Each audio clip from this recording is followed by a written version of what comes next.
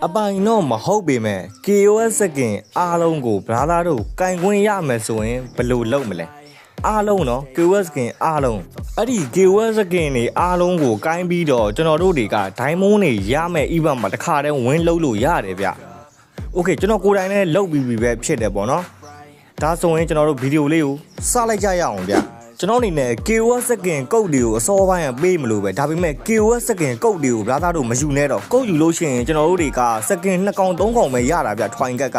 KOS ကုတ်လေးတွေလိုချင်တယ်ဆိုရင်တော့ကျွန်တော်တက်လုပ်ပြီးမယ်ပေါ့နော်လောလောဆယ်ဒါကကျွန်တော်တို့တွေအခုကျွန်တော်ပြထားတဲ့နေရာလေးကိုပဲဗလာသားတို့တစ်ချက်နှိပ်လိုက်ပါဗျ။ Okay နှိပ်လိုက်ပြီဆိုလို့ရှိရင်ကျွန်တော်တို့တွေဒါမျိုးလေးပေါ်လာမယ်ဒီ Argus မူတွေကိုကျွန်တော်တို့တစ်ချက်ထက်နှိပ်ပဲဗျဒါဆိုလို့ရှိရင်တော့ကျွန်တော်တို့တွေဒါမျိုးဒီအလဲမှာပေါ်လာတဲ့မုတ်လေးတစ်ခုရှိရပေါ့နော်အဲ့ဒါလေးကိုကျွန်တော်အရင်ဆုံး down လိုက်မယ်ဗျာ down ပြီးလို့ပြည့်သွားပြီဆိုရင်တော့ brother တို့အနေနဲ့အဲ့ဒီကွင်းထဲမှာဝင်ပြီးတော့စော့ကြည့်လိုက်တော့ပေါ့နော်ကျွန်တော်တခါတည်းစော့ပြပေးသွားမယ်ဗျ Okay ဒိုင်းမုံမှာဘလို့ရလဲဆိုတော့တခါတည်းရှင်းပြပေးသွားမယ်ပေါ့နော် Okay ဒါဆိုသူအနေနဲ့ဒါတွေရှောက်ပြနေပေါ့နော် rule တွေကျွန်တော်စတင်ပြီဆိုတာလေးနှိပ်ပြီးတော့ gain စားလိုက်တော့မယ်ဗျာပွဲနဲ့ရောက်ပြီဆိုတော့ brother တို့ဒီဘက်မှာ hero တွေအများကြီးရှိရပေါ့နော်Okay ဒီမှာဒါက KOS တွေအားလုံးဗျာပေးထားတဲ့ hero တွေကျွန်တော်တော့ခြောင်ပဲကင်နိုင်မယ်ဗျ Okay ဒီမှာဆိုရင်ခြောင်ရဲ့ KOS skin ကိုအခမဲ့ဆိုပြီးတော့သုံးလို့ရတယ်ပေါ့နော်ဒါအစမ်းသုံးကက်လည်းမဟုတ်ဘူးဗျဒီမူကြီးပေါ့နော်မပြောင်းမချင်းကျွန်တော်တို့တွေသုံးလို့ရမှာပြောမယ်ဆိုရင်ဒီကျွန်တော်တို့မုတ်ကတလားရှိမယ်ဆိုရင်အဲ့တလားလုံးကျွန်တော်တို့တွေကဒီ KOS skin တွေအားလုံးကင်လို့ရမှာဖြစ်တယ်ဗျအခမဲ့ပေါ့ဗျာကိုကြိုက်တဲ့ကောင်ကိုကင်လို့ရတယ် KOS skin အကုန်လုံးအခမဲ့ကျွန်တော်မှာဆို skin တွေအားလုံးဒီပါရှိပြီးသားပေါ့နော် KOS တော့မရှိဘူးဗျအဲ့ဒါဆိုကျွန်တော်ချောင်း KOS လေးနဲ့ပဲကျွန်တော်ကင်လိုက်တော့မယ်ဗျာတကယ်လို့ပေါ့နော်ကုတ်လေးတွေထည့်ပြီးတော့ KOS skin triangle တွေလိုချင်နေဆိုရင်လည်းကျွန်တော်တို့တစ်ချက်ပြန်ပြီးတော့ comment မှာမှတ်ပြီးပေါ့နော်ကျွန်တော်အားလုံးပြန်လုပ်ပေးမယ်ဗျာ Okay KOS ကုတ်တွေအပြင်ကျွန်တော် legend skin ကုတ်တွေပါကျွန်တော်ပေးမယ်ပေါ့နော်ကျွန်တော်ဒီမှာလောလောဆယ်တော့ရှိနေပြီဗျာသူကလူအကန့်တက်နေမို့ပေါ့နော်လူရောက်2000ဆို2000ပဲသုံးလို့ရတာဖြစ်တဲ့အတွက်ကြောင့်မို့ကျွန်တော်တို့ကဒီလိုမျိုးပေါ့နော်လားတောင်းနဲ့ကျွန်တော်တို့ထည့်မပေးတာဖြစ်တယ်ဗျာအဲ့ဒီကုတ်တွေကကြတော့ Okay ကျွန်တော်တို့အခုလိုမျိုးပေါ့နော်ဒီကွင်းထဲမှာစော့ထားတာလေးလို့ကျွန်တော်တို့ recorder လေးဖမ်းပေးထားပါဗျာကိုကျွန်တော်ဖမ်းတယ်လို့ပေါ့နော် recorder လေးဖမ်းထားဗလားတော့ recorder software နဲ့ဖမ်းမှာဒါမှမဟုတ်ကိုဖုန်းထဲမှာရှိတဲ့ recorder နဲ့ပဲဖမ်းပါပေါ့နော်ဘလို့ဖမ်းပါဗျာဒီလိုမျိုးလေးဗီဒီယိုလေးရိုက်ထားလို့ရှိရင်အဆင်ပြေပြီဗျ Okay ဗီဒီယိုရိုက်ထားပြီးကျွန်တော်တို့ဘာလုပ်အောင်မလဲတခါလေးထပ်ပြီးတော့ပြပေးမယ်မျိုးကြီးတို့အင်ဂိမ်းနဲ့ဝင်ပြီးကျွန်တော်ပြထားတဲ့နေရာလေးကိုတစ်ချက်ထပ်နှိပ်ပေးသွားလိုက်ပေါ့နော် Okay အဲ့လိုနှိပ်ပြီးလို့ရှိရင်ဒီအောက်ကိုတစ်ချက်သွားမယ်ဗျဒီအောက်ဆုံးမှာကျွန်တော်တို့ငွေသားနဲ့စိန်အနိုင်ရရှိပါဆိုတော့ဟာရှိရပေါ့နော်ဒီထက်မှာဆိုကျွန်တော်တို့ဘောင်နေရောပေါ့နော်ဒီရှူးဆိုပြီးကျွန်တော်ခါလီရပေါ့နော်ဒီ emoji တွေရောရှိတယ်ဗျအဲ့ဒါလေးကိုကျွန်တော်တစ်ချက်ထပ်နေလိုက်မယ်ပေါ့နော်အဲ့ဒီ event ကြီးမှာလောက်ရမှာဗျ Okay event နဲ့ရောက်သွားပြီဆိုလို့ရှိရင်ကျွန်တော်တို့တွေဒီမှာဆိုရင်အလိုလျောက် auto login ဝင်ပြီးသားပေါ့နော်ဒါဆိုရင်ကျွန်တော် game ကောက်ဆလာနီးဆိုပြီးအပေါ်မှာပေါ်နေပြီဗျဆလာနီးဆိုဆလီနာပေါ့နော် Okay အဲ့လိုပေါ်နေပြီကျွန်တော်တို့ event mission လိုက်ရုံပဲရှိတော့ mission လည်းအများကြီးခက်မဟုတ်ဘူးဗျာသားတို့ကျွန်တော်တခါတည်းရှင်းပြပေးသွားမယ်ပေါ့နော်ခုနကတော့ကျွန်တော်တို့တွေ KOS နဲ့စော့ထားတဲ့ video တစ်ပုဒ်ကို recorder brother ကိုဖမ်းထားပြီးမှလား Okay ဖမ်းထားပြီးဆိုရင်ကျွန်တော်ဒီလိုလုပ်လိုက်မယ်လောလောဆယ်ကျွန်တော်ဒါမြန်မာသားချိန်ပြီးပါရေပေါ့နော် Okay ဘလို့လဲဆိုလို့ရှိရင်ကျွန်တော်တို့အောက်လေးနည်းနည်းတစ်ချက်ဆွဲကြည့်လိုက်မယ်ဗျသူဆိုရင်ဒီမဲ့ KOS နဲ့စော့ထားတဲ့ဗီဒီယိုဖြစ်ဖြစ် KOS မဲဖောက်ထားတဲ့ဗီဒီယိုဖြစ်ဖြစ်တင်းပေးလို့ရင်အဆင်ပြေပေါ့နော်ဒါကျွန်တော် TikTok မှာလည်းတစ်ခါတည်းတင်ပြပေးမယ် YouTube မှာလည်းတစ်ခါတည်းတင်ပြပေးမယ်ပေါ့နော်ဗီဒီယိုတင်နေရဗျာတော့ကြိုက်တဲ့နေရာမှာကြိုက်တယ်လို့တင်လို့ရတယ် Okay ဒါဆိုလို့ရှိရင်ကျွန်တော်တို့ဒီအောက်ကိုနည်းနည်းဆွဲကြည့်လိုက်မယ်ဆိုကျွန်တော်စူးလက်ဆောင်တွေအများကြီးကိုဗျာတော့တွေးရမယ်ဗျဒိုင်းမွန်း100အဲ့တော့ဗျာတော့တင်ပြီးဆိုတော့နဲ့တန့်ရမယ်ပေါ့နော်Okay ဘလို့ပေးရလဲဆိုကျွန်တော်တို့တွေကဒိုင်းမွန်း100ရဖို့အတွက်ဆိုလို့ရှိရင်လူတိုင်းရတာเนาะအဲ့ဒါကျွန်တော်တခါတည်းရှင်းပြပြီးပြီလူတိုင်းရတာဘာလို့ရလဲဆိုကျွန်တော်တို့တွေကဗီဒီယိုတစ်ပုဒ်ကိုအခုကျွန်တော်ပြမယ်ပေါ့နော်အဲ့နီးကိုကျွန်တော်ပြပေးမယ်ဗီဒီယိုတစ်ပုဒ်ကိုကျွန်တော်ပြတဲ့နေ့တိုင်းပဲတင်လိုက်တင်းပြီးပြီဆိုလို့ရှိရင်ကျွန်တော်တို့တွေကသူ့ကိုပေါ့နော်ဒီဖန်တီးသူ့အတီးပြုတ်ခွင့်ကိုခဏစောင့်နေဗျာသားတို့စောင့်ပြီးပြီဆိုရင်ကျွန်တော်တို့ကောက်ထဲကိုဒိုင်းမွန်း100နဲ့ဒီ emoji ရောဒီဘောင်ရောကျွန်တော်ရောက်ရှိလာမှာဖြစ်တယ်ဗျ Okay ဒါရတော်တော်ကြီးကိုလွယ်တယ်ပေါ့နော်ဒါကျွန်တော်စူစင်းရင်းနဲ့ပါပါမပါပါဒိုင်းမွန်း100နဲ့ emoji နဲ့ဘောင်နဲ့တေချာပေါက်ရမှာလူတိုင်းရမှာနော်တေချာပေါက်ကိုရမှာ Okay ဒီစုတွေကကြတော့ view များတဲ့ကောင်တွေရမယ်ပေါ့ဗျာပြောချင်တာကကြတော့ကိုရီးယား view မများလည်းကိစ္စမရှိဘူးဒိုင်းမွန်း100နဲ့ emoji နဲ့ limited ဘောင်ရရင်ပြီးတာပဲဟုတ်တယ်မလား Okay ဒါဆိုကျွန်တော်ဗီဒီယိုတင်ဖို့အတွက်တစ်ခါတည်းပြပေးလိုက်မယ်ဗျာလောဆယ်ကျွန်တော် TikTok ပေါ်မှာအရင်တင်ပြီးပြပေးသွားမယ်ပေါ့နော်တင်သွင်းမှုစူးလက်ဆောင်ဆိုပြီးတော့ဘာသာဒီမှာ hashtag လေးတွေမြင်နေမလား Okay အဲ့ဒီ hashtag လေးတွေကျွန်တော်တို့က copy ဆိုပြီးခလုတ်လေးကိုတစ်ချက်နှိပ်ပေးလိုက်ပါဗျာ Okay နှိပ်ပြီးပြီဆိုရင်ကျွန်တော်တို့ကတခါတည်းထွက်လိုက်တော့မယ်ပေါ့နော်အဲ့ဒီခါလေးကျွန်တော် copy ယူရတာဘာလို့လဲဆိုတော့ကျွန်တော်အဲ့ဒီ hashtag လေးကိုထည့်ပေးရမှာဖြစ်လို့အဲ့တစ်ချက်နှိပ်ပြီးဆိုတော့လည်းကျွန်တော်တို့ auto copy ယူပြီးသားဖြစ်သွားတယ် auto clip ပေါ့နော် Okay ထွက်လိုက်မယ်ထွက်ပြီးကျွန်တော် TikTok လေးကိုတစ်ချက်ဝင်လိုက်မယ်ဗျ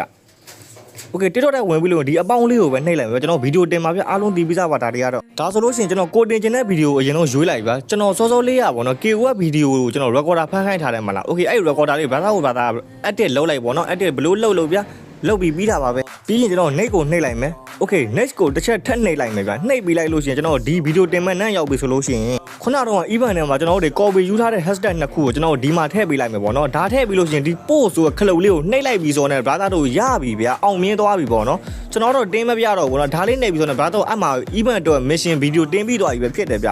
Okay ဗီဒီယိုတင်ပြီးပြီဆိုရင်ကျွန်တော်အဲ့ဗီဒီယို link ကို event ထဲကိုသွားထည့်ရမယ်ပေါ့နော်ထည့်ရမယ်ဆိုရင်အဲ့ဗီဒီယို link လေးကျွန်တော် copy ယူလိုက်မယ်ဗျOkay အဲ့ဗီဒီယိုထဲဝင်လိုက်ပေါ့နော်ဒါကကျွန်တော်အဲ့ဗီဒီယိုတော့မဟုတ်ဘူးပေါ့ဗျာဒါကျွန်တော်ဥပမာလေးနဲ့ပြထား Okay ဒီမှာ copy link ဆိုတာလေးရှိရပဲ brother အပေါ်မှာအပြရောင်လေးနဲ့ပေါ့နော် Okay အဲ့ဒီ copy link လေးကိုနှစ်ချက်လောက်တော့နှိပ်လိုက်ပေါ့နော်တေချာသွားအောင် Okay copy link ယူပြီးပြီဆိုလို့ရှိရင်ကျွန်တော် event ထဲကိုပြန်ပြီးတော့တစ်ချက်သွားလိုက်မယ်ဗျ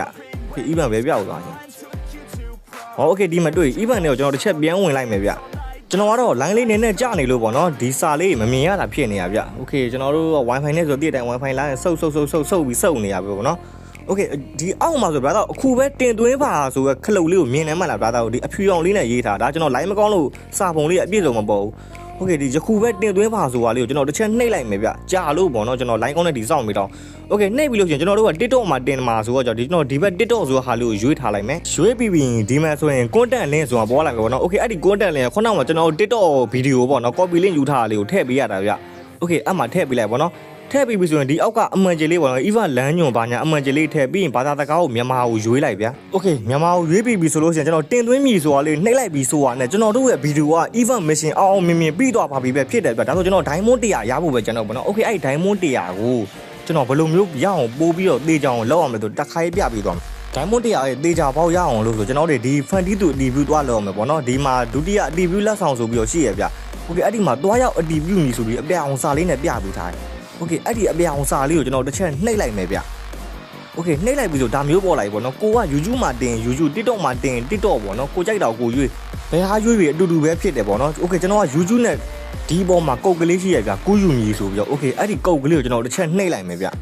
Okay နှိပ်ပြီးလို့ကူးပြီးပြီဆိုရင်ကျွန်တော်က YouTube မှာတင်ပြမှာဖြစ်လို့မို့ကျွန်တော် YouTube ကိုရွေးလိုက်မယ်ပေါ့နော်Okay YouTube ယူလိုက်ပြီဆိုဒါမျိုးပေါ်လိုက်တော့ subscribe လေးနှိပ်လိုက်ပေါ့ဗျာ Okay အကောက်လေးပါညာ login ဝင်ခိုင်းလို့ကိုယ့်အကောက်ကို login ဝင်ပေးလိုက်ပေါ့ဘာမှခက်တာမဟုတ်ဗျာ Okay အဲ့ဒီ YouTube video auto ရောက်သွားတာဗျာဒါဆိုရင်ဒီ comment မှာကျွန်တော်တို့ကခုနက copy ယူလာတဲ့ဟာလေးကိုပတ်ချပြီးတော့ပို့လိုက်ပြီဆိုရင်ရရပေါ့နော် comment မှာ comment မှန်းတာပေါ့ဗျာအဲ့ဒီ comment လေးမှန်းလိုက်ရပြီဗျာ Okay ဒါဆိုလို့ရှိရင်သူတို့ကစစ်ဆေးလိုက်မယ်ပေါ့နော်သူတို့စစ်ဆေးပြီးအောင်ပြီဆိုတော့လည်းကျွန်တော်တို့အကောက်ထဲကို diamond 100ချက်ချင်းတန်းပြီးရောက်လာလိမ့်မယ်ဗျာဒါတော့တကယ်လို့ TikTok နဲ့တင်မှာဆိုရင်အမှ TikTok ကိုရွေးပြီးတော့ comment လေးတွားမှန်ပေးလိုက်ပေါ့နော် TikTok comment လေးတွားမှန်ပေးလိုက်ရင်အဆင်ပြေပြီဗျဒါသားတို့ရဲ့ဗီဒီယိုကကန်ကောင်းပြီးတော့ပေါ့နော်ပေါက်သွားလို့ရှိလို့ရှင်ကျွန်တော်တို့ diamond 2000နေ diamond နေခုနကရှေ့မှာကျွန်တော်ပြခဲ့တယ်လို့ diamond 2000နေပါညာတေချာပေါက်ရအောင်ပါပေါ့နော်တကယ်လို့မပေါက်ခဲ့ဘူးဆိုရင်တော့ diamond 100နဲ့ဘောင်နဲ့ emoji နဲ့တေချာပေါက်ရလိမ့်မယ်ဗျ AC ပဲဗျကျွန်တော် view တွေပါညာတိတ်ပြီးတော့ဖျားစရာမလိုဘူးပေါ့နော် AC လို့ပြောလို့ရတယ်Okay ဒါကိုကျွန်တော် YouTube မှာဘယ်လိုတင်ရလဲဆိုတော့တခါတည်းပြပေးမယ် Okay YouTube မှာလည်းထုံလေးလည်းကောင်းမယ်ကျွန်တော်တို့ကိုတင်ချင်တဲ့ဗီဒီယိုရွေးပြီးလို့ရှိရင်ဒီ description ဆိုတဲ့ဟာကိုရှိရဗျအဲ့ဒါလေးကိုနှိပ်လိုက်မယ်ဗျ Okay အဲ့ဒါနှိပ်ပြီးလို့ရှိရင်စောစောကကျွန်တော် copy ယူထားတဲ့ဟာလိုပဲဗျအဲ့ဒီ hashtag လေးတွေပေါ့နော်အဲ့ hashtag နှစ်ခုကိုဒီရှေ့မှာဖြည့်ပေးလိုက်အောင်ပဲဗျဖြည့်ပြီးဆိုတော့လည်းကျွန်တော်ဒီဗီဒီယိုလေးကိုတင်ပြီးလို့ရှိရင်ဒီဗီဒီယိုလေးကို copy link ယူလိုက်ပေါ့နော် copy link ယူပြီးတော့ကျွန်တော်ခုနကတော့အတိုင်းပဲဗျ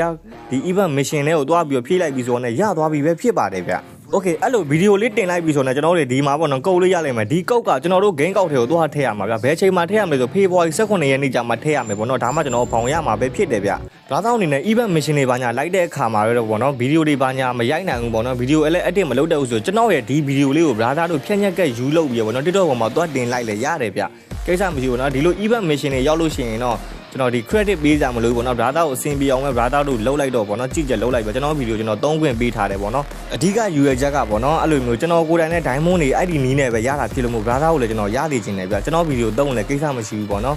Okay ဒီနေ့ဗီဒီယိုလေးတော့ဒီလောက်ပါပဲဗျအားလုံးဆုံးနေကြည့်ရှုပေးကြလို့ကျေးဇူးအများကြီးတင်ပါတယ်ဗျ